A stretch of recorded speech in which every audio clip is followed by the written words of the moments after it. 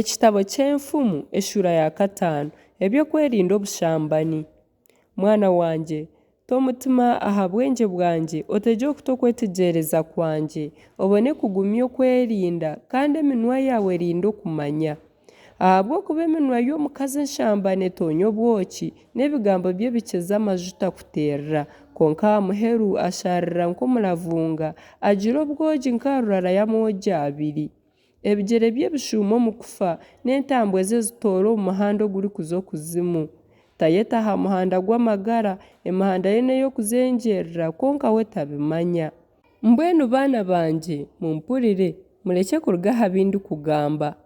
Mwetantarire hare kandi otirira hiihi emiryango y'enju ye otakaha ekitiinisa kyawe abandi n'emyaka yawe abatari kusaasira abanyamahanga batakakumaramu amaani n'emirimo yawe ekakorerwa omu nju y'omunyihanga kandi aha muheru gw'amagara gawe okaborooga wahwire aha magufa okeefuuza noogira oti esi nkabiihano kwanga kutegyekwa n'omutima gwanje kwanga kuhanwa. Tindahurire ebi abashomesa banje bangambiire n'obu kwakuba okutega amatu abari kumpabura nkaba ntikufeera kimwe n'okugwa ahagati y'omutwe gw'abantu. Nywa amaizi g'iziba ryawe agarikuruga omu iziba ery'oyefukuriire.